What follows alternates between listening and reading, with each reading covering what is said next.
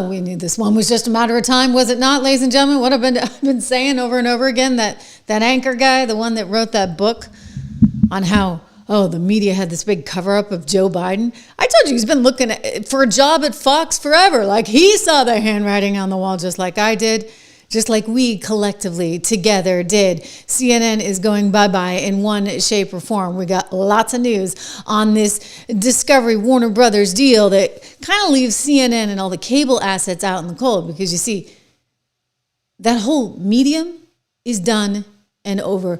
Finito, as they would say. I like to throw a little Italian in there, all that opera training, you know.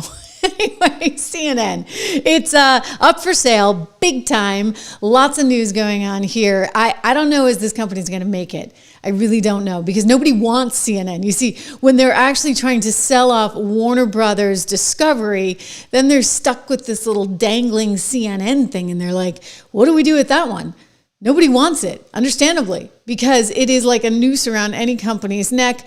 The chances are it either gets folded into maybe a deal with CBS, Paramount, we're going to get into that, or it gets spun off altogether, kind of like MSNBC is, right? Comcast. They are spinning off MSNBC, and I would just say all of these guys are looking at the slow disintegration of their news networks. So who are the top talents, if we can call them talent, that are going to be bye-bye? There's going to be quite a few of them there. We have lots of news on that. Plus, we can talk about the court that is ruling to allow for National Guard in Portland. This is making the Dems absolutely apoplectic. I mean, they cannot believe that two of the three justices there on the Ninth Circuit Appeals Court said, yep, you can go on and bring the National Guard into Portland. It may go to the Supreme Court, but so be it, ladies and gentlemen. It goes to the Supreme Court, and then guess what? He's going to be able to go into San Francisco. He's going to be able to continue going into Chicago, into D.C., anywhere he wants to go. New York City,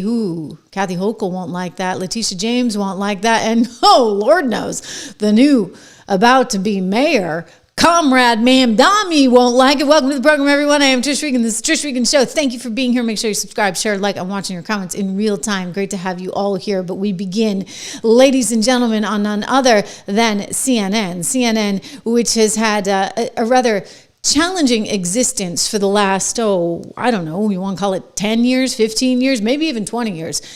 It is now kind of scratching the bottom of the barrel. And if you're Warner Brothers Discovery, you don't really know what to do with it, right? Because you've got this really expensive thing that probably is not getting any more money from USAID, at least for now, and you can't make it profitable. It's extremely expensive to have with all of these bureaus all over the world. You've got high-priced talent that probably shouldn't be making what they're making. Anderson Cooper, I'm looking at you. And as a result, you're not able to sort of recoup your investment. The company overall, by the way, I should point out that the parent company, it's not like they're any walk in the park, because Warner Brothers, Time Warner,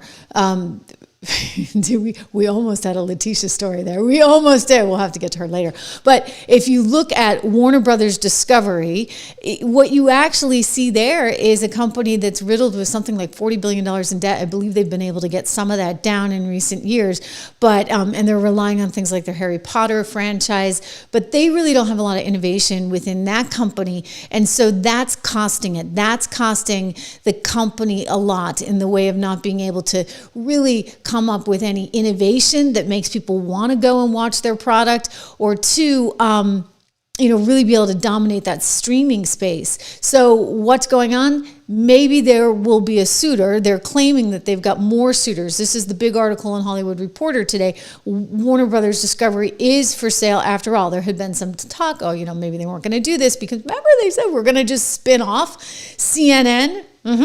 Kind of like MSNBC, they were going to separate things into like the streaming side of the business and then the cable side of the business. And obviously one side of the business was going to have the value. That would be the streaming. And then the other side of the business, well, they could let it, die slowly on the vine. But by separating the streaming side, they hoped that they would be able to capture more value for shareholders. Well, now all of a sudden, they're insisting that they've got more suitors than we originally thought. You see, one of the suitors that was talked about at great length and is still being talked about is none other than Skydance Paramount.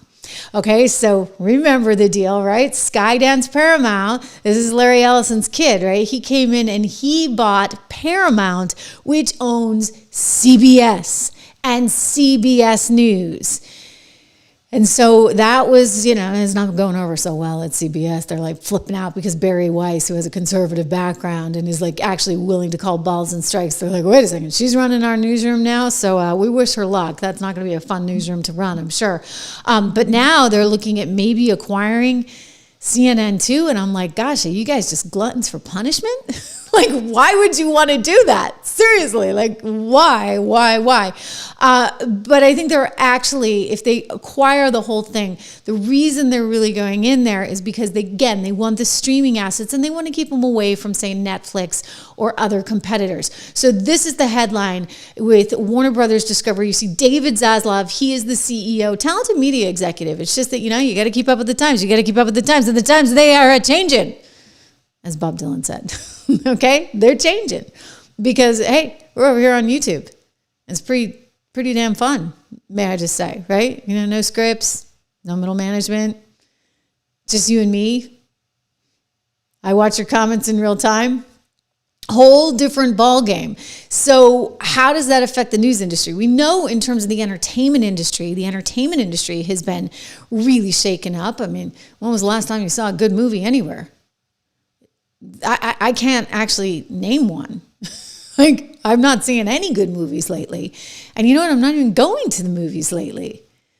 So the entertainment divisions, they've all been suffering. They can't come up with anything. They have no creativity. I blame that all on DEI, by the way, because they were so obsessed with DEI in all of the halls of these great entertainment giants. I'm thinking Disney, for example, that they don't have a creative bone left in their body. They just had a formula of, let's put on someone who represents a minority and reinvent an already popular movie. Well, that doesn't fly. And so they really haven't had any big successes.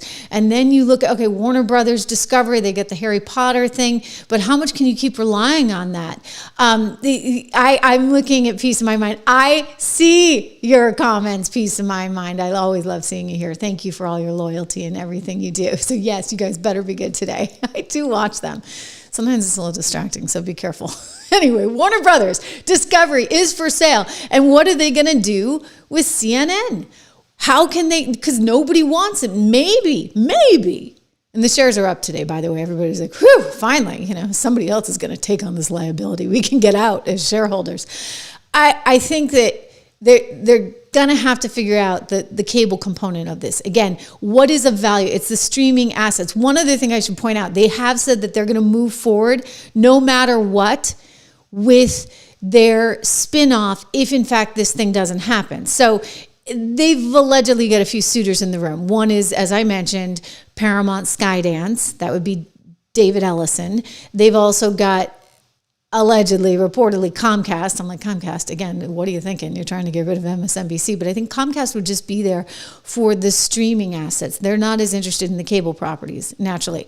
And then you have Netflix that's possibly interested. Netflix is trying to really make a run at things. And, you've got HBO, you've got Discovery. So, like, there may be some synergies there. But, and again, this is an article, this is quoting actually AP, which is saying the exact same thing I am, that the Skydance owned Paramount, again, remember that's CBS, okay, is looking to make a bid. And the Wall Street Journal is reporting that Paramount had approached Warner about a potential majority cash offer share in late September, and that Warner Brothers chief executive David Zaslav has rebuffed those first overtures. Of course, David's out of a job, by the way, if this deal happens. I mean, he should be happy because share prices should go up, etc. So he's like looking. Now he's like, okay, let's do an auction. I need a beauty pageant here. Okay, who else? Who? Step one, step up one, step all, whatever they say. They are looking for more suitors.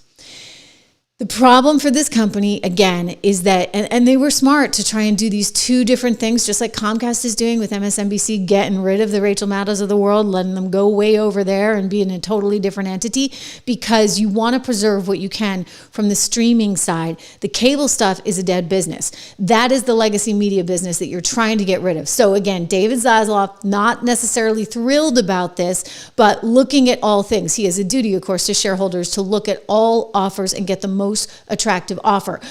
This is quoting Business Insider. They're saying the primary theory is that the very biggest companies, only the very biggest companies, are going to survive in the streaming era. And this is why a Paramount Skydance, again, Paramount being CBS, Skydance, WBD, Warner Brothers, Discovery mashup would be a possible challenger to the likes of Netflix or Disney or Amazon. I am only going to say that, like Netflix hasn't been so hot lately. Disney has not been so hot lately. I think the real game in town, frankly, is YouTube. But, they all want their chance and shot at the table.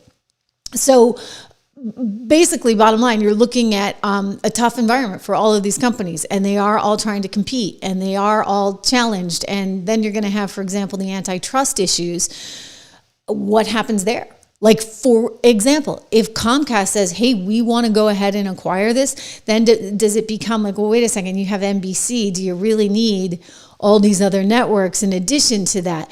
This is one thing that may give Paramount Skydance that upper hand, because the Ellisons have a relationship. Daddy, Larry Ellison, has been a longtime Donald Trump supporter. So maybe they can cut through some of that red tape. I don't know. I'd like to think that doesn't really matter, but it's one of the things that they're trying to sell to the investing public. As I mentioned, Harry Potter, Game of Thrones spinoffs, those are things that Warner Brothers Media and Discovery have really been trying to push, and they've restructured their business to try and deal with some of this heavy debt. But then you've got, look at the bottom of this paragraph. I think this is the Hollywood Reporter that wrote this. Though the company has made some progress in debt reduction, investors have remained skeptical, in part, because of the company's cable network portfolio as consumers move towards streaming. You guessed it. That's why you're here. Make sure you like, subscribe, share, all that kind of stuff. Hey, it's catching up with everyone. It's even catching up with Joe and Miko over at MSNBC. Time now for a look at some of the other stories making headlines this morning. Comcast, which owns our parent company, NBC Universal, plans to spin off its cable TV networks. That's according to the Wall Street Journal and people familiar with the situation. The company will separate off entertainment and news channels, including MSNBC, CNBC, USA, Oxygen, E, Sci-Fi, and the Golf Channel. So it's spinning off. The new cable venture will reportedly have an ownership structure that mirrors Comcast's. Comcast spokesperson declined to comment. So Willie, as you look at the screen right there, the big concern that stockholders right now on Wall Street are wondering about before they decide what to do with Comcast shares is whether Mika is going to have to give up her penthouse perch atop the Comcast First building. thought I had Since to I what never had happens it. to the when are we going to get invited to the penthouse? Never. They never let up. I will say really quickly on this, a Drudge at the top said, like news meltdown, all this other stuff. I mean, I could be completely wrong. We could all be fired a year from now or whenever this happens. You never know what's going to happen. Or tomorrow. But in this case, though, Willie, what they're doing is what other media firms are doing. You spin off the cable channels, which 7 years ago were making a ton of money. Now they've got to figure out how to make them profitable. Disney, Good luck. which by the way, huge media news. Disney has figured out now how to make streaming profitable. Peacock had an extraordinary success in the Olympics. So they're talking about spinning this off. Comcast still because you guys aren't profitable. I think Brian Roberts still owns a third of that. And because Comcast didn't jump into the bidding war like everybody else, throwing stupid money at streaming services and then watch it flop, Comcast has a ton of cash. So now they spin this off, and they're in a position to what do you all say? To get a lot of different Consolidate. To get rid of you. Consolidate, but also to just ramp up. And so you get a lot of people, a lot of different channels together. And so whatever that entity is going to be, there'll probably be a lot of cable channels, and they'll be in a much better position to scale. To scale it. You keep telling yourself that. I took one business class at University of Alabama. Yeah, you know. I didn't get up. I'm glad you gave us your analysis. The only thing that makes sense here is you spin it off, and then you scale it up, and then you figure out how to make it more profitable. Yeah, this is to keep these networks like this network healthy and to keep Comcast thriving the way it is. And this is just the way it's going. People are cutting the cord, right? The cable subscribers are down across the board. This is something Bob Iger talked about last year doing with ABC and Disney and spinning off some of those. So they're all trying to like console themselves as well. But I think as they deal with the reality, right? That their network, their medium, the cable TV legacy media business is going away. It is dying a slow death, or in this case, it's actually dying a rather fast death. I think we could say that Versant spinoff is coming within the next several weeks because it's supposed to be coming towards year end. And hey, we're at the end of October right now, so that's in the works right now. And I don't think they're going to get a big cash infusion. I don't think it's actually going to be very meaningful at all. I think what they're trying to do at NBC and at Comcast is preserve the part of the business that has the future, and that's the Peacock streaming network. They're trying to make sure that the news network, NBC, doesn't get in a whole bunch of trouble with FCC violations because of their headaches over at MSNBC. Don't forget, MSNBC, you can say whatever you want on there. That's cable. But it becomes a problem when the cable is infecting the network. And that's what you've seen a lot of, right? So they want to get away from that. They got rid of Joy Reid. They got rid of that. Was it Mehdi Hassan or something? He's been saying some really crazy things lately. You see that CNN got rid of Don Lemon and Jim Acosta, people that were really considered very toxic. And so they're trying to kind of brace themselves for this new future. But I just, the idea that Comcast would be interested in purchasing Warner Brothers Discovery, I don't see it happening unless they just get one section of the business. But the only way they get one section of the business is if they wait for this spinoff to happen, right? And the spinoff is supposed to happen sometime later this year. And so from a tax perspective and from sort of a streamlining perspective, you don't want CNN. You don't want anything to do with it. So you would just want to try and go after those assets like the Harry Potter stuff and all of that might represent some kind of revenue stream for you there to compete against the likes of Netflix with Peacock. So that's what's of interest. Meanwhile, if you're CNN talent right now, you are freaking out. What did I tell you all along that poor Jake Tapper, you know, the guy with the like frog voice, like super nasal. I don't mean to be mean, but it's my operatic background. I can't help it. When people's voices sound like nails on a chalkboard, it kind of gets to me. Hey, little tism in there. I don't know. But his voice gets to me. This is the guy, in case I can't jog your memory, who tried to take down Lara Trump, saying, how dare you suggest that Joe Biden be anything other than perfect, right? Because he's like the second coming of Jesus Christ if you listen to Jake Tapper. Well, that was until Jake realized that maybe they were getting rid of his network after Donald Trump won, or after he really realized that there was no chance that Joe Biden could ever win this thing. Suddenly he was out there stumping for Kamala. Let's watch him try and take down Lara. Just remember, this guy, his days are certainly numbered, which is why he's scrambling so hard to get a job at Fox. Every time he comes on stage or they turn to him, I'm like, Joe, can you get it out? Let's get the words out, Joe. You kind of feel bad for him. How do you think it makes little kids with stutters feel when they see you make a comment like that?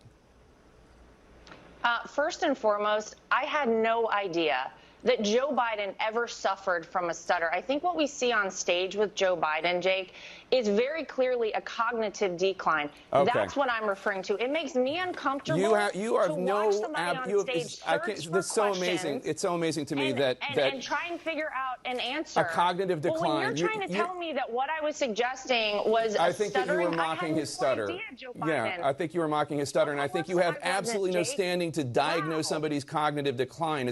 I would think that somebody in the Trump family would be more sensitive to people who do not have medical licenses diagnosing politicians from afar. Plenty of people have diagnosed your father from afar. What a jerk. I'm sure it offends you. Your father-in-law from afar. I'm sure it offends you. You don't have any standing to say. I'm not diagnosing him. What I'm saying, Jake, you just talked is about that a cognitive decline.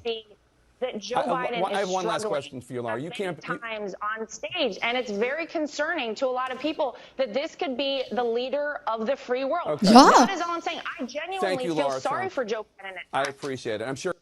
Okay, oldest trick in the book. I've told you about that one, right? You're like, bye, see ya, I got the last word, thank you. And he calls her Laura instead of Lara. So that's a deliberate kind of, you know, I can't even bother to learn your name. And now he comes out with a big new book, doing the rounds on conservative media, saying how nasty and mean those liberals are. My gosh. I mean, heck, we saw him the other day trying to take down Hakeem Jeffries, saying, hey, but you guys, you put all this stuff into the bill that would allow for trillion dollars to go to illegal migrants. That's Jake Tapper calling out Hakeem Jeffries. Hakeem's like, well, what happened? Aren't I on CNN? Anyway, they're all going to go bye-bye. I mean, you saw him with Lara, and then like, a couple months later, we got this version of Jake. It's like Dr. Jekyll and Mr. Hyde. There is a pattern, discernible pattern of Democratic officials with a very nasal voice, seemingly trying to convince you, the public, to not believe what you saw and what you heard with your eyes and with your ears on Thursday night. What I've been able to do with the COVID, with dealing with everything we have to do with, look, if we finally beat Medicare, the total initiative relative to what we're going to do with more Border Patrol and more asylum officers. President Trump? I really don't know what he said at the end of that sentence. I don't think he knows what he said either. Democratic officials have tried to spin this in many ways. They said President Biden just had a cold. They said it was just one off night, akin to when President Obama in 2000. I love this. I mean, I just love this guy. There is like no ounce of integrity whatsoever. Here he is up on his high horse trying to, well, at this time he was taken down. By the way, hey, no King's protesters. Think about that. Think about that. They took your candidate right out from under you. How do you like that one? There's democracy for you, courtesy of the Democrats. Anyway, this guy was part of the op. 12 was rusty and seemed a little huffy. But behind the scenes, make no mistake, most Democratic officials witnessed the same shocking spectacle that you did. The difficulty that the presumptive Democratic nominee... Jake, we were telling you for months and months and, well, years. I mean, how many times did I play the video? And I didn't play selective video. I played the whole raw tape where you saw poor Joe not being able to sit down at one event in France in Normandy. Or then he wanders off at the G8 summit. Thank goodness for Giorgia Meloni, the Prime Minister of Italy, who's so kind as to bring him back, and then he can barely put on his sunglasses. I mean, look, unfortunately, we've seen it before, some of us and loved ones, and you know what you're looking at. But Jake was trying to tell us we were the crazy ones. They're doing the same thing over on MSNBC, right? Until like this guy suddenly realizes his job's going to be on the line because there's no way that Biden can win this thing. He will be beaten by Trump. And that's when he just throws up his hands and goes for Kamala. The current president of the United States had just articulating his basic thoughts during the 90 minutes of the debate. The spinning is all very reminiscent of the George Orwell quote from the book 1984 that I invoked 5 years ago for a different situation and a different president. It's relevant again today. Quote, "The party told you to reject the evidence of your eyes and ears. It was their final, most essential command." We're not going to do that today on The Lead. We're going to talk honestly and frankly about all of this with a number of individuals who see it for what it is. We're going to talk to some journalists and some Democrats, none of whom wish President Biden ill, all of whom apparently are more willing to speak freely, honestly, and candidly about the candidate than the people running the Biden campaign, the people close to President Biden, and, frankly, most Democratic officials across the country.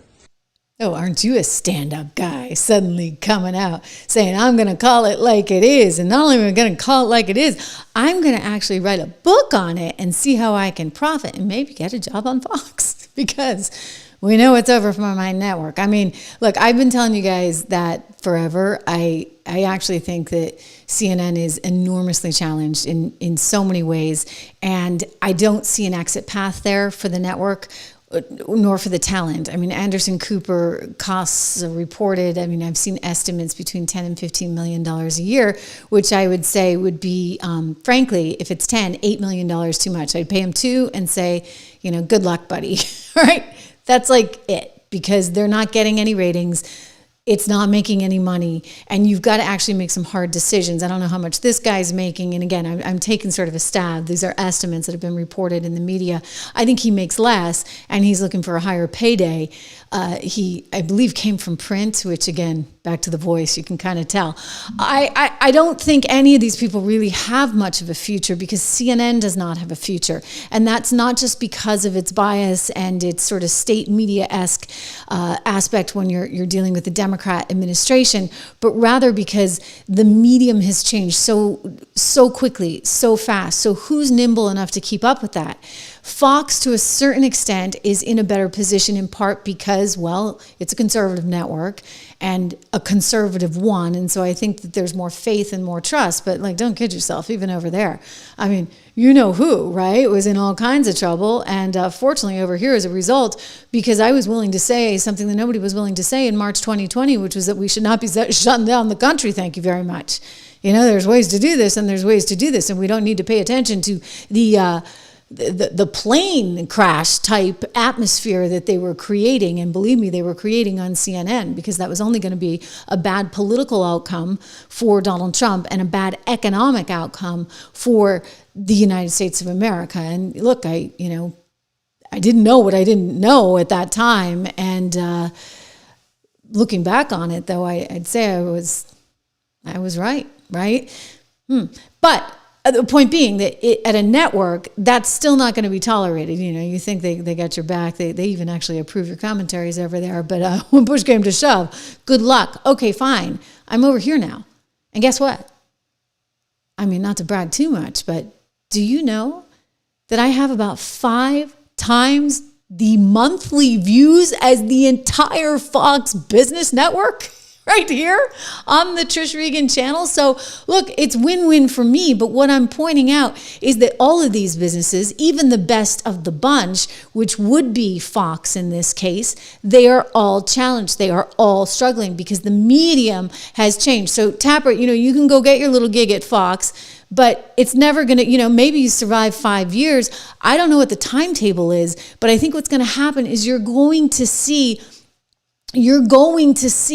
that all of these things, all of these businesses get smaller and smaller and smaller and smaller. The shrinkage is happening because the viewers aren't there and the money isn't there. I mean, if you're an advertiser, wouldn't you rather be over here? Because they actually, sorry guys, they know a lot about you, right? If you're watching this show, they kind of know, well, you probably have a conservative view of the world. You're probably fiscally conservative. Maybe you have some interest in investing. You're interested in politics, etc. So they kind of know who you are. And I think there's just more for advertisers to pinpoint. And as a result, this is the future. Okay, so I don't know what to tell you over at CNN. I think that all of you would be kind of smart to blow out of the joint as fast as you could. But you won't, right? Because it's nice to have 40 people around you. It's nice to have the hair and makeup team, okay? I get it. But my advice to all of you is that it's actually much more nice to be your own boss and to know that you are accountable to the audience only, not to middle managers, not to some CEO, not to shareholders, but to yourself and to your audience. And that's the beauty of this business. But, MSNBC is going to be facing the same thing itself. You get CNN going bye. You got MSNBC dealing with the spinoff. And by the way, again, CNN either goes to one of these entities that effectively just squashes it or tries to shut it down or rolls it in, say, to CBS or something like that, or CNN gets spun off just like MSNBC is being spun off. And then they're going to face the same set of challenges. I mean, there's no way they can escape this, in part just because of the fundamental structures of the companies. the way that these deals are set up with cable companies. Meanwhile, wow, did you see what happened over the weekend? So the No Kings thing, oh, lordy. I mean, I was so sick of it. And by the way, I apologize to all the boomers out there because I was kind of making fun of boomers. I mean, I'm nearly a boomer myself. There's a certain typecasting, right? Can we admit that there was a certain type that was out there in full force over the weekend, and it was just sort of embarrassing to see. I got one great video. This idiot, this guy was dressed up as a king himself, and he was just stumped on some of this logic. Let's take a look. Protester.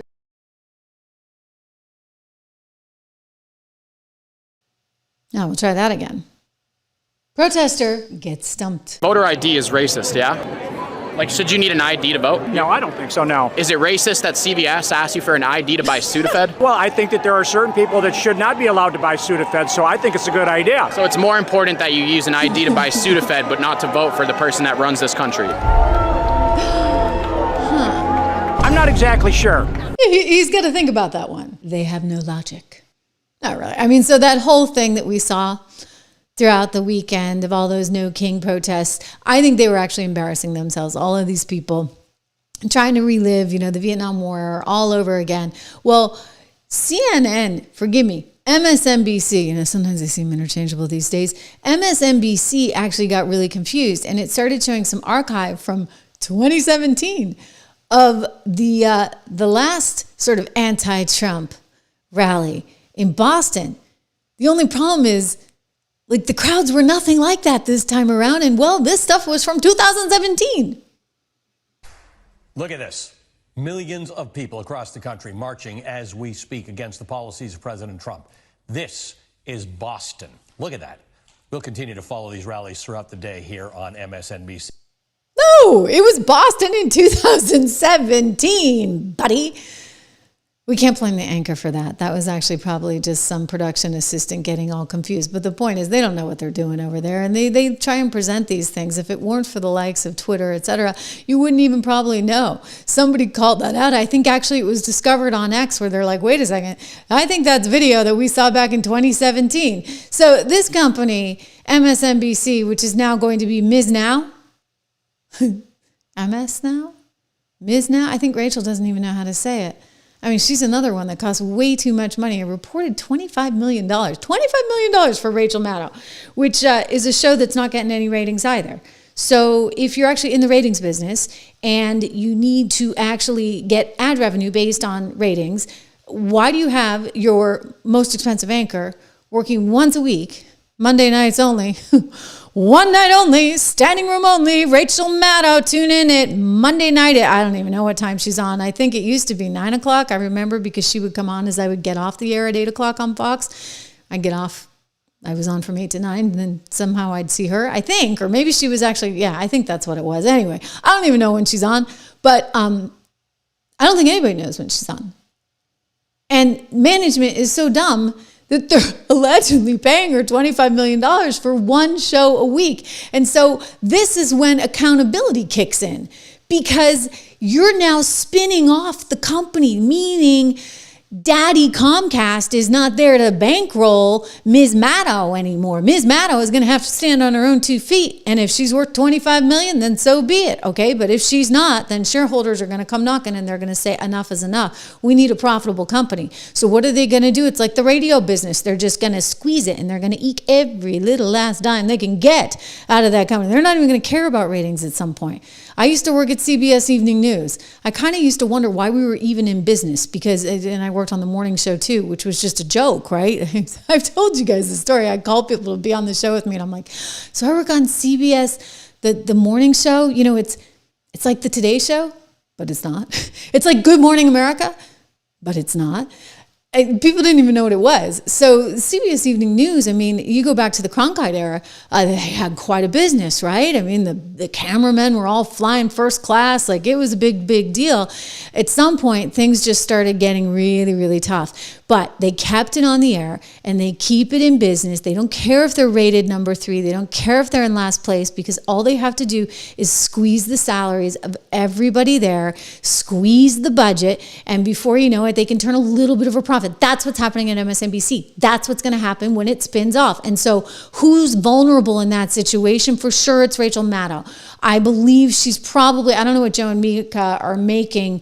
They're a little bit more, dare I say, street smart, perhaps, than Rachel. I think Rachel is earnest in what she's doing, but she's not necessarily perhaps as political. So she's going to run against some of the higher ups as they try to make changes. And you can see evidence of that already.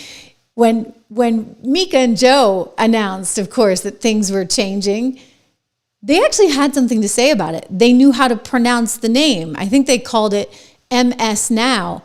But Rachel Maddow, on the other hand, she doesn't even know how the new network's name is supposed to be pronounced, meaning a lot of this was not even communicated to her. She's the same person who went on air losing it over her good friend Joy Reid getting kicked off. I mean, Joy Reid deserved to be kicked off. Joy Reid was incredibly divisive and really not a very good person with the divisive things that she said, including, don't go to Thanksgiving with your relatives if they voted for Trump. I mean, who does that? I mean, it's like, so I'm over it. Anyway, and by the way, I have family members, my parents, that are not Trump supporters. I mean, they were out there. Maybe that's why I keep going on about boomers with their signs over the weekend. I mean, I'm like, okay, guys, great. You know what? You get to like relive your 1960s Vietnam era. I adore my parents, by the way, but we have certain rules. We don't talk politics. And you can have family members that you disagree with. You just don't talk politics. And Joy Reid wants you to hate on your family members. She was like encouraging my family to not have Thanksgiving with me because of my politics. Do you understand that that's not the right tenor for the country right now? That is the wrong direction. So Rachel now is in a situation where she's out there defending all of these people that get fired. She seems to be on the wrong side with bosses. They're paying her $25 million. And I'm just saying, once the company gets spun off, the company that she doesn't even know how to say because apparently nobody's communicated it to her, Rachel Maddow is going to possibly be one of the sacrificial lambs in all this. And don't feel bad for her. She should have banked enough money by now. And maybe she'll do fine, right? She's got that little podcast. She can continue doing that. And she doesn't even have to go on air on Monday nights. Meanwhile, these two... We could all be fired a year from now whenever this happens. You never know what's going to happen. They may just make it. They really may. Have you noticed the pivot? The little pivot. I mean, he's like Jake Tapper. He does it a little better, I will say. I'm going to give him credit. He does it a little bit better than Jake Tapper, and he doesn't have the nasal voice, so he's got that going for him. But he's totally pivoted. I mean, he was going on. He showed up in a suit and tie the next day to work after the election was won by Donald Trump, popular vote, and the Electoral College. And he showed up for the first time in a suit and tie, and he started talking about how it was Reagan-esque. I mean, he knows which way the wind blows, and he tailed it down to Mar-a-Lago. Drove Rosie O'Donnell absolutely, positively crazy. But again, if we talk about survivors in this landscape, I think that there may be some people that can kind of manage through this, but it's going to be a very different industry, a very changed industry, and I welcome it. Of course, I'm already out. So I was saying to somebody the other night, it's like amazing how God works in mysterious ways, because at the time that all happened to me, it was shocking and devastating. And I remember just being hurt because, again, they spent a lot of time like editing a lot of my commentaries. It used to drive me crazy. I was like, really? Can you just leave them alone? But to think that you work so hard on something and you have a point of view, which you believe to be right, and you're told, have a point of view, they okay it, and then the next thing you know, you're like, so it was a difficult thing from that standpoint, but the beauty of it is it introduced me to this whole new world of streaming, which I'll be honest, guys, I wish I had discovered years before. Like, I never understood it. And when I started, like, it was a little disheartening. Leslie, I hope you're here. Let me look, because Leslie was like one of the first people in the chat. And she's like, Trish, your mic's not working. It still happens now and then, by the way. But you guys were like awesome. Like, so many of you have been here from the very, very beginning. And I appreciate everything that you do to make this a success. And I love that I can do it this way. Because I love my job, and I love telling the truth, and I love having an opinion. I mean, and I wear it on my sleeve. And, you know, as you've seen, it's gotten me in trouble. But I get to do that here. And that's pretty meaningful and pretty exciting.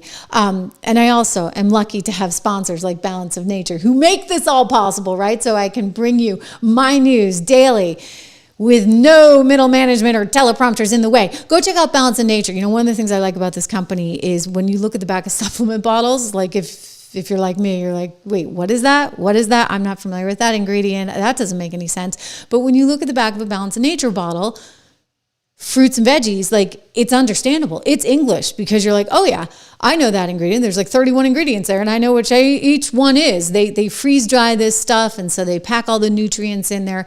And so it's really kind of it's a great product. And by the way, you don't have to take my word for it. You can go and look online at balanceofnature.com and look at all of the people that have said wonderful things. My kid's music teacher came to me a couple years ago, said, I love that stuff. I love that stuff. I was talking to a lawyer friend the other day too, who said, I love that stuff. So lots of people say that, not just me. I encourage you to go to balanceofnature.com, take a look. You actually can get a free Fiber and Spice bottle right now with code word Trish, TRISH, 35% off, free shipping, and a money-back guarantee. So not a bad thing, right? Especially as we go into winter, right? You want to keep those vitamins. For me, it's like vitamin D.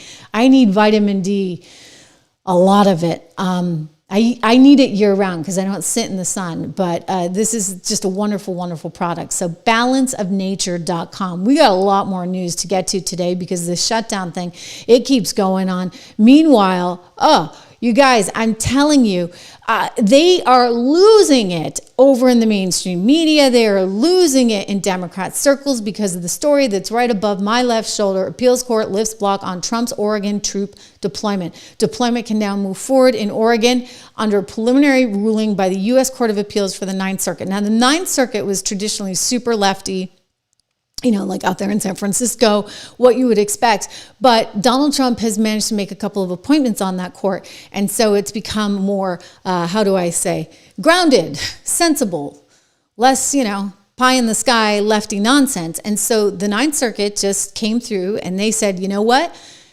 Portland is under siege. Donald Trump has the right to go in there with the National Guard, because if a state can't protect its people, if it can't enforce the law, in this case, some of the immigration challenges and issues, then guess what? The federal government has the right to do that.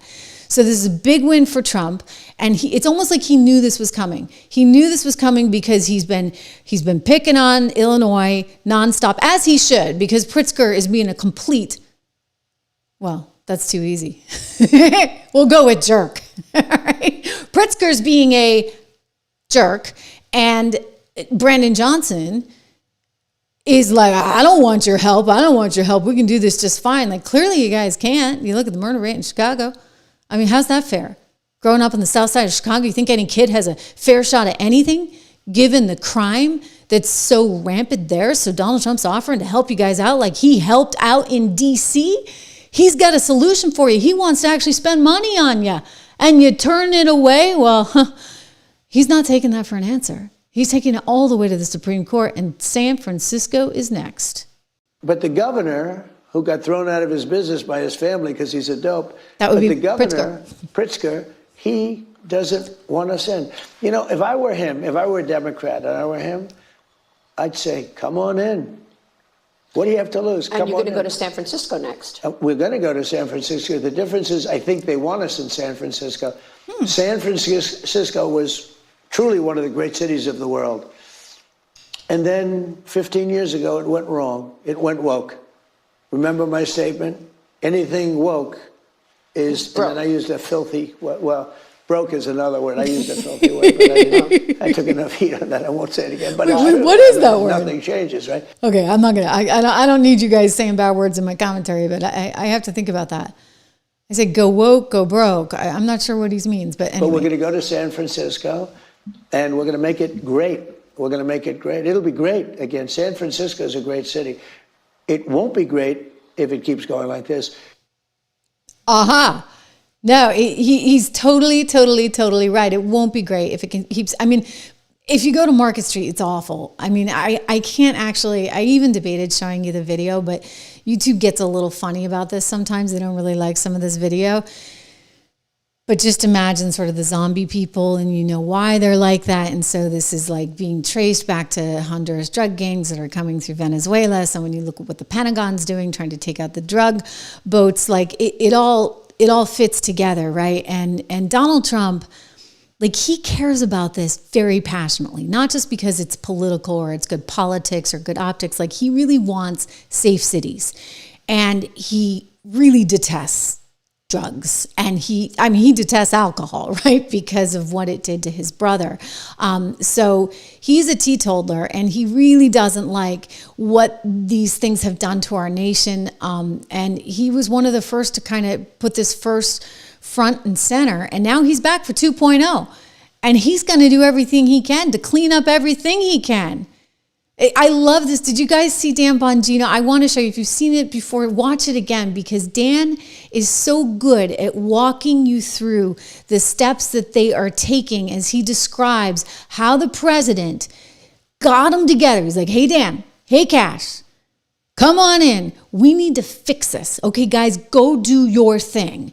And they got together a supreme group of individuals that were able to analyze just exactly what the best routes to fighting crimes in these cities. And look at, they're having success. You can't argue with success. Here's Dan. With regards to this crush and violent crime, whether it's in San Francisco, Chicago, any other major city, early on, this is kind of the untold story of this op.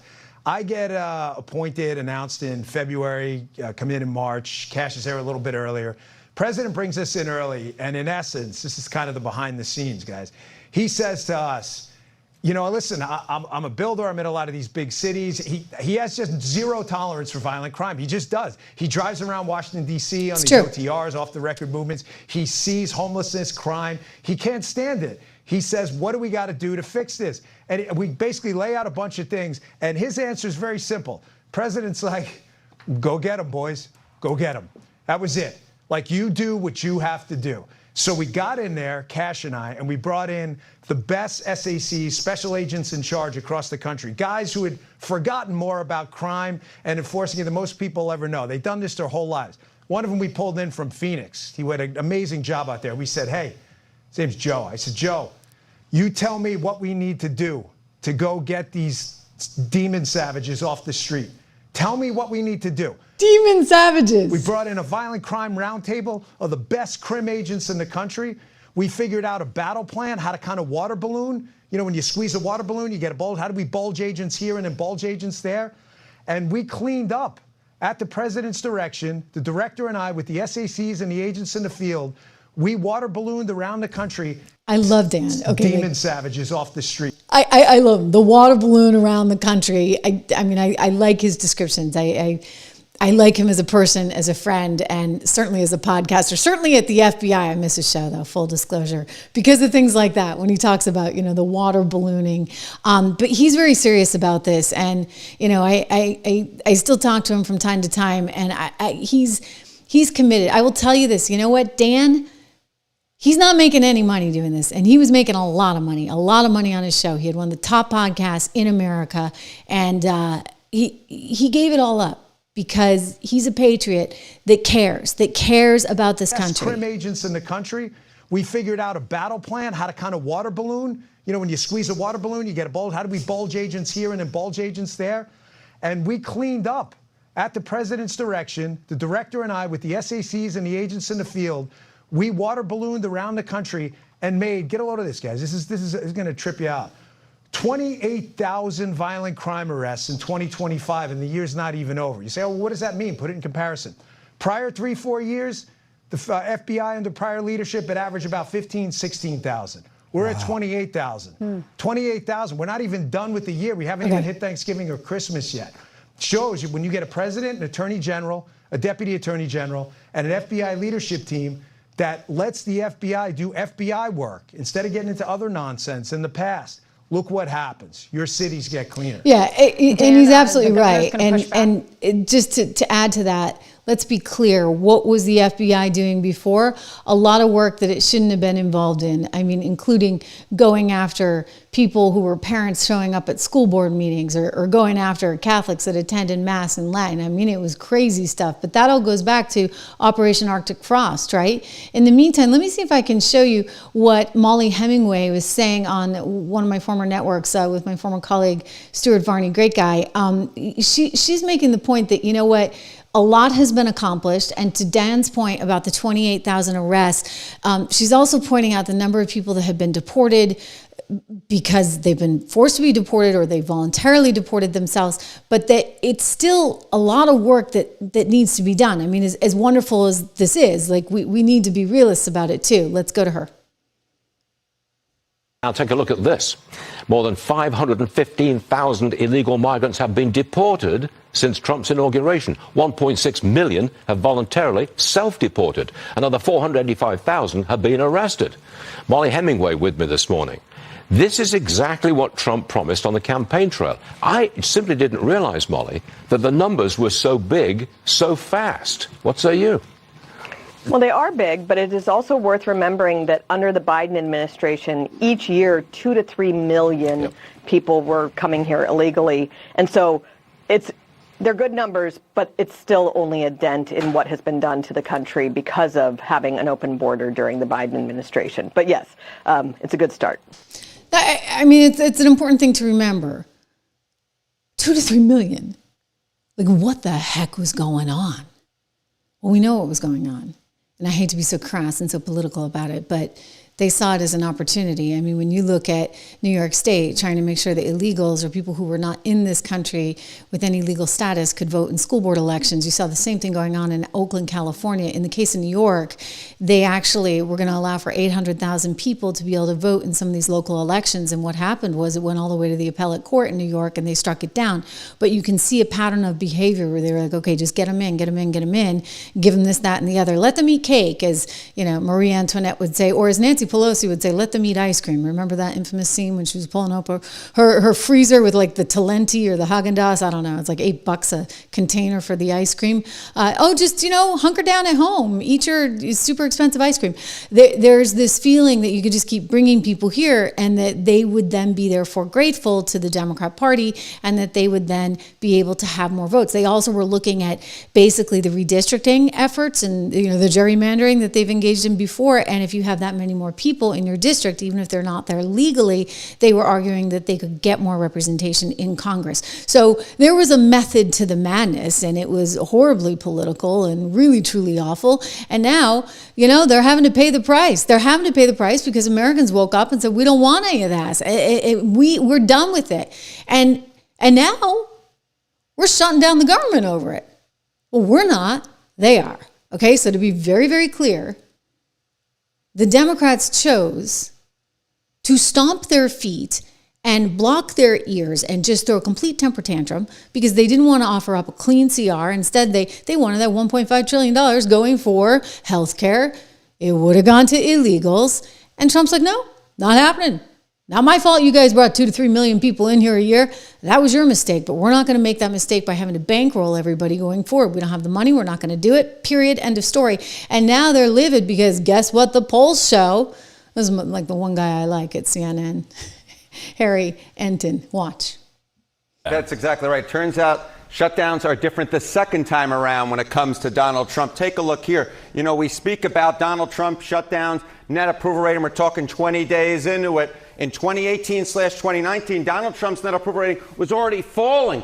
The shutdown was eating into his popular support. It was down 3 points already at this particular point and would fall considerably more. It was very much on the decline. You come over to this side of the screen, this shutdown hasn't eaten into Donald Trump's support at all. His net approval rating is actually up a point. And in terms of his popular support. So the bottom line is this. The first shutdown during Trump's first term, 2018-2019, was hurting Donald Trump. This one is not hurting him at all. There's no real reason Donald Trump might say, at least when it comes to popular support, I want to get out of the shutdown. What about the question of blame? Yeah, okay. What about the question of blame? Okay, you see Donald Trump's net approval rating was down 2018 to 2019. You talk about 2025 as net approval rating is up. It comes down to the blame game, a game I loved to play when I was younger. Blame Trump for the shutdown, a great deal. In 2018/2019, 61%, more than 3 in 5 Americans blame Trump, a great deal for that particular shutdown. You come over to this side of the screen, look at this. It's a different world. It's a different world. 48% of Americans blame Trump a great deal for this particular shutdown. So it's more than 3 in 5 back in 2018/2019. It's less than half, a drop of 13 points. Again, it's no real wonder that Donald Trump at this point, looking at the shutdown, says, you know what, it's not actually harming me politically, in large part because he's getting less of the blame. And he's doing things differently during this shutdown. Yes, exactly right. You know, we talk about Donald Trump and you say, okay, he wants to be a consequential, influential president. Well, if the legislative process is basically freezed up, you know, on Capitol Hill, you may say, well, then he can't actually get legislation through. But that's not how Trump is governing in this term. We've spoken about this over and over and over again. He's using his pen. He's using executive orders. Trump executive orders at this point of presidency. In 2017, it was just 50. Look at this. Already 210 executive orders signed by Donald Trump during this presidency. That is the most in a year. You have to go all the way back since Franklin Delano Roosevelt to find a president who signed more executive orders in a year than Donald Trump has already signed this time around. And remember, John Berman, we still have 2 months to go in this year, so it wouldn't be surprising to me if he signs even more. Yeah, it seems to be saying, Congress, you don't want to do something? Yeah, I'm going to do something for you. And so here's the reality. I mean, even CNN's, right, admitting that Democrats are taking the blame. They are taking the blame.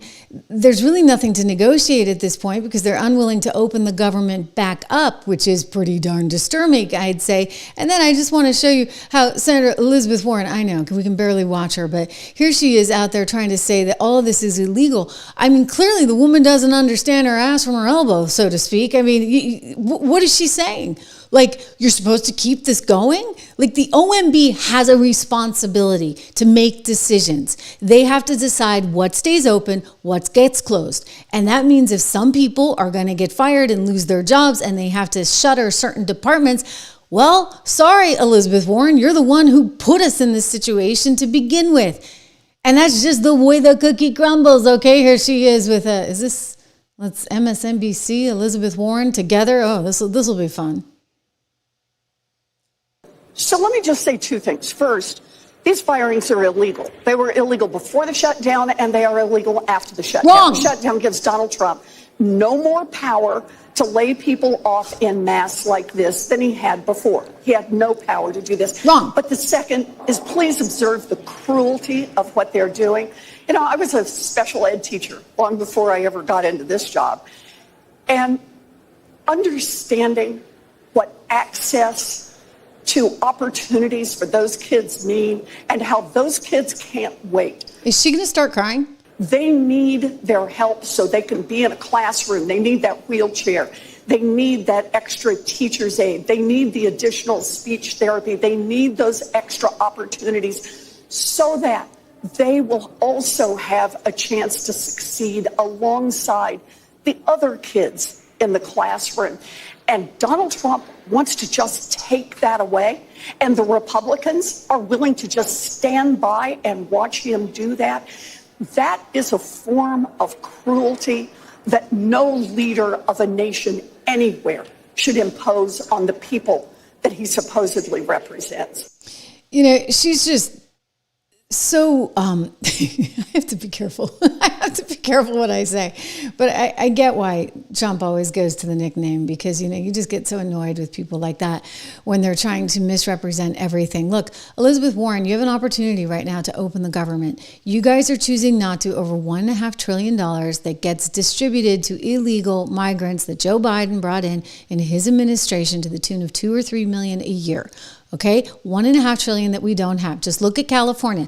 California put $6.5 billion towards hospitals for the treatment of illegals. Like, we can't live in a society like this. We've got some serious economic fundamental problems. And look, the president is trying to do new things. He's actually doing all kinds of new things, really innovatively thinking about how we need to approach our economy from a different standpoint, whether it means taking a 10% stake in Intel. Gosh, you better hope the Republicans take charge for the foreseeable future. I wouldn't like to see a world where Elizabeth Warren or AOC actually has anything to do with a private company. But nonetheless, he's trying to think about this more like a sovereign wealth fund. How do we make money in the United States?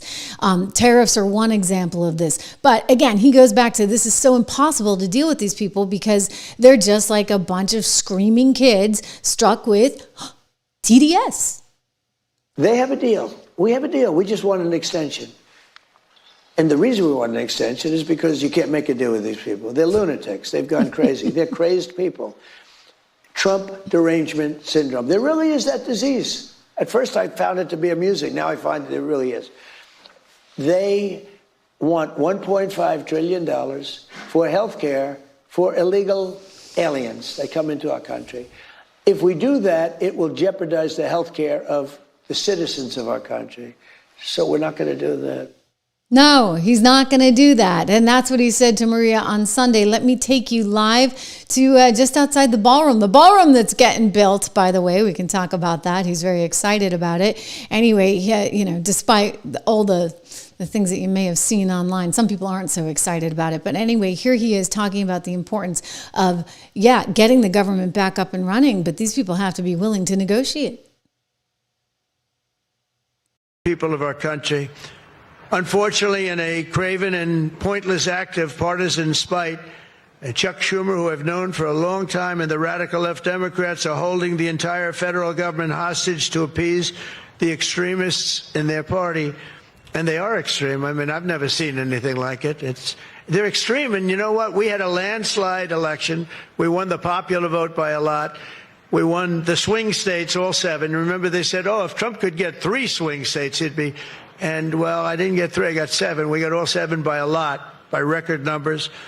We won the Electoral College, 312 votes. They said it's very hard for a Republican. No, it's harder for a Republican, although now I think we've swapped it. I think it's now harder for a Democrat, because if you see what we've done with the Hispanics, with the black workers and black men, and recently a poll came out with black men and women were doing so well. They want security.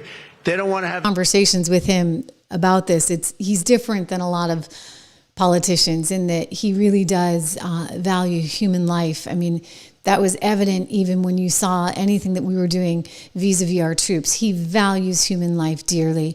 And the idea that Washington, D.C. can be a place of crime, or Chicago or anywhere else, that's got to end. And he's going to do everything in his power to try to make that end. So different than, what we've seen before. A lot of times, politicians are like, we can't manage it. We can't do anything about it.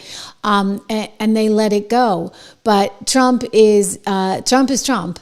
And he's there in 2.0, and he's not willing to change things. I want to look at what he's also suggesting about some of the tariffs, because there's some money coming in before that. But before I do, I just want to give a shout out to our friends over at Conservatives for Lower Healthcare Costs, whom I've partnered with on this campaign, because I'll tell you, healthcare costs, they do need to come down. The $1.5 trillion, I'll tell you give government money, it doesn't end up in good hands, right? Like, we know that. Like, you give them money and somehow you get more inflation. You look at healthcare, look at all the inflation in the healthcare sector. Look at education, college costs. That's because, there's all this government money thrown at it and government loans. And sure enough, now it totally outpaces any other kind of inflation. So that is kind of a given. But I just want to say, President Trump is doing a lot in terms of trying to bring down these healthcare costs. And part of that, by the way, is dealing with Big Pharma. He's taken on Big Pharma. Like, you don't typically see politicians take on Big Pharma, but Big Pharma, they got their army of lobbyists. And if you look at what was going on, even just before President Trump got into office, we saw drug prices spike. They don't want to give you generics. They don't want to give you access to this. They want to hike prices on hundreds of medicines. They've been doing that this year, and even early in this year, still doing some of this while flooding us with, all kinds of ads on network television. Boy, oh boy, what are they going to do if RFK Jr. is successful with getting them off network television?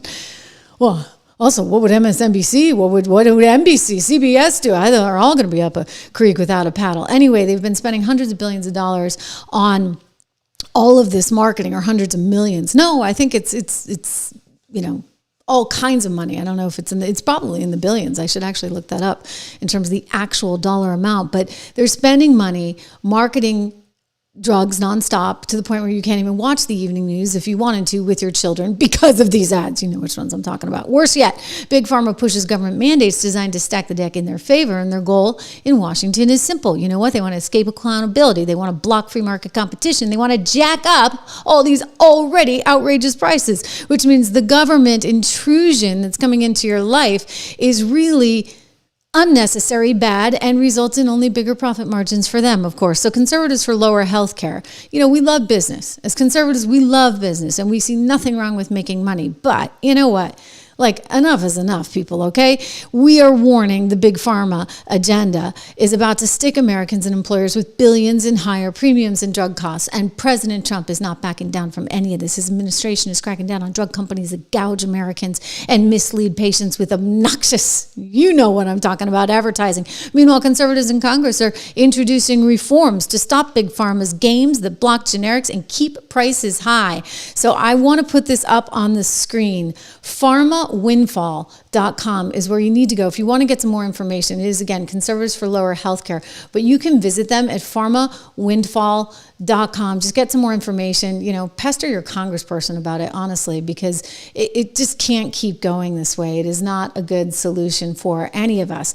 As for the shutdown, Trump is being very, very, very clear. I want to go back to him talking about not just the shutdown, but also he's talking about the importance of what we're doing as a nation to try and find other means of economic activity and success. And by the way, this goes out to one of our viewers who sent, thank you for the generosity. I'll put your name up on the screen, but saying, hey, Trish, with your economic background, would you talk some more about economics? I'm always happy to talk about economics. You know that, guys. By the way, 76research.com, go there, use code dollar.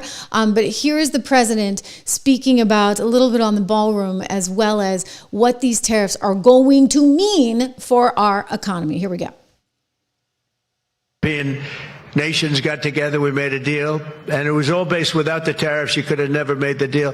I'll tell you what, tariffs equal national security. Remember that. Tariffs equal national security. You got to remember that. And they also equal wealth for our nation, because we've taken in hundreds of billions of dollars in a very friendly manner, given to us by nations that used to take it from us. And they used tariffs on us. We never used it on them because we were foolish. Or we were led by people that weren't business people. But it really does. It equals national security. And I wouldn't have put out, I mentioned 8 wars, 9 coming. Of the 8, 5 were based solely on trade and tariffs. India, Pakistan were going at it. 2 nuclear powers, and serious nuclear. 7 planes shot down. They were ready to go, and I called them up. I said, you go to war, and we're not doing a trade deal. And they said, well, what does one thing have to do with the other? I said, it has a lot. You're nuclear powers, and if you do it, we're not doing a trade deal. And 24 hours later, they called me, we have decided not to do it. We stopped the war. We stopped a potential disaster, a nuclear disaster, because of trade. And it's been really amazing. But the tariffs have made us a wealthy country.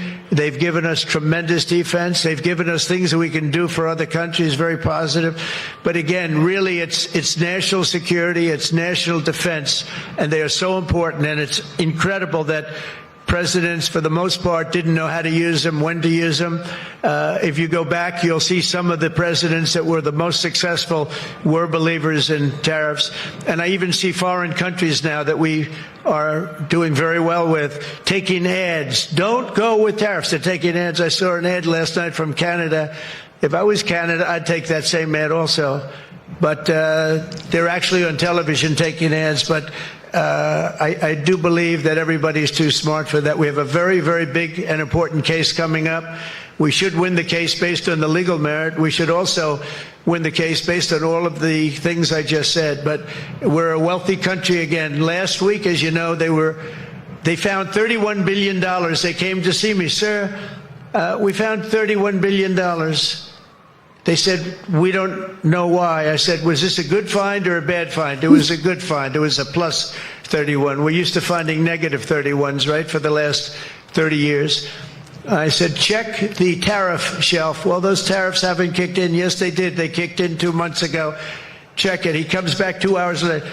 Sir, you were right. We have an additional $31 billion, billion, not million, Lindsay, billion, that we just found from tariffs. They kicked in earlier than we thought. You were right. We're a wealthy nation again, and we're a nation that can be secure. We're a nation that can start paying down our debt. And with tariffs, we're the wealthiest nation ever in the history of the world. Without them, we've got to slog. We've got to slog. But remember this, other nations, including China, Japan, European nations, they used tariffs against us for many years. That's why we owe $37 trillion. That's why. But they used tariffs very successfully against us, and we had presidents that never fought it.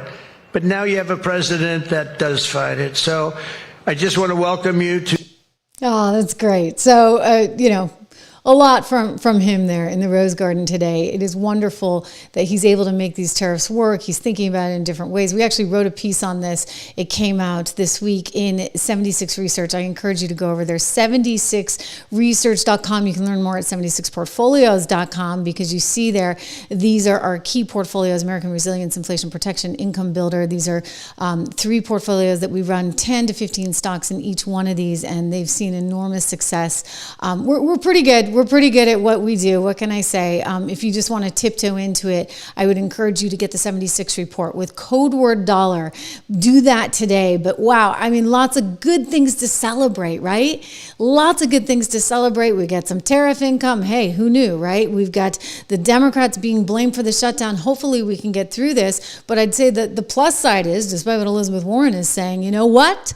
We are going to be able to slim down that government. Thank you, Russ Vought, over there at OMB. He's been chomping at the bit to be able to do this for years, and the Democrats handed it to him on a silver platter. So a smaller government will likely be the result of this, but you know what? There's worse things that could happen, right? 7 agencies are being affected as we speak with those layoffs hitting. I'll tell you, look, you can't keep going down a path of spending with no accountability and no ability to pay back your bills in the future. So it's nice to see this sort of business approach. I do worry about future administrations for a variety of reasons, including, hey, basic stuff like our freedom of speech. But you know what? We'll save that for another day because I have more coming to you tomorrow in terms of what's going on with Cash and Dan's investigation, in terms of Arctic Frost, and in terms of the 30 million phone records that were, in my view, illegally obtained. We don't have any evidence yet that they got the proper warrants or had the proper sign-offs, because it appears that one Tim Thibault, who was running the investigation,